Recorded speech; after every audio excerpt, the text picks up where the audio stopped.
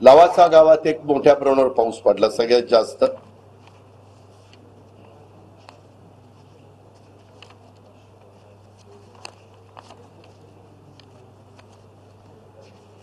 साधारण 5 दिवसाचा.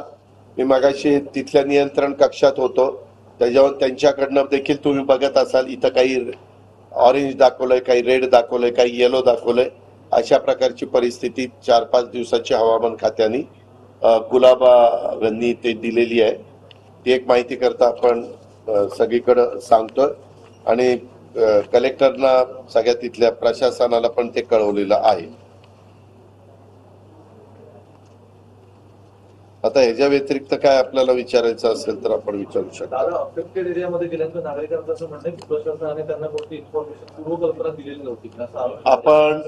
आपण ज्यावेळेस पहाटे पाणी सोडायला सुरुवात त्या ठिकाणी केली, आपण जाणीवपूर्वक हे पाणी दिवस उजाडत असताना सोडायचा प्रयत्न केला, परंतु ते सोडणारं पाणी आणि पुणे शहरामध्ये पडणारा पाऊस असं ते एकत्र सगळं झाल्यामुळं पाण्याची पातळी वाढली. तुम्ही बघा, नंतर सगळेजण तिथं गेल्यानंतर तुम्ही पण त्या भागात होता, प्रशासन पण प्रयत्न करत होतं, बोटी पण आपण लगेच पाठवल्या, ते पण जवान काम करत होते आणि त्यांना सगळ्यांना बाहेर काढलं. आज पाणी एकदम तिथं आत्ताच्या घडीला खाली गेलेलं आहे आणि त्याच्यातून लक्षात आल्यानंतर ताबडतोब आपण शाळांना पहाटे सुट्ट्या जाहीर केल्या, पिंपरी चिंचवड पुण्याच्या शाळांना.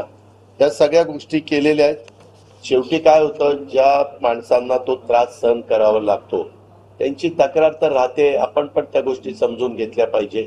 शेवटी प्रशासनातला कुठलाही अधिकारी, प्रशासनामध्ये काम करणारे आम्ही किंवा सरकार, यांना कुणालाही आपल्या भागातले कुठंतरी नागरिक हे अडचणीमध्ये राहावेत असं कदापि वाटत नाही, वाटणार पण नाही. ही पण बाब आपण लक्षामध्ये घेतली पाहिजे. आता पण पुढची खबरदारी म्हणून कुठल्या धरणातलं किती पाणी सोडलं पाहिजे, कुठलं पाणी किती अडवून ठेवलं पाहिजे, त्याबद्दलच्या पण सगळ्या सूचना कपोलेंना पण दिलेल्या आहेत. गुणाले म्हणून चीफ इंजिनियर आहेत, त्यांना पण दिलेल्या आहेत आणि त्यांना त्यांच्या खालच्या एसी एक्झिक्युटिव्ह इंजिनियर, त्यांना आज कुठल्याही परिस्थितीत एक्झिक्युटिव्ह इंजिनियर दर्जाच्या माणसांनी धरणाच्या जिथं धरणाचे मेन गेट आहेत तिथं थांबायला पण सांगितलेलं आहे. असं सगळं केलेलं आहे. कोयनापासून बाकी आपल्या बऱ्यापैकी धरणांना स्वतःचे फ्लड मॅनेजमेंट सिस्टीम, त्या सिस्टीमवर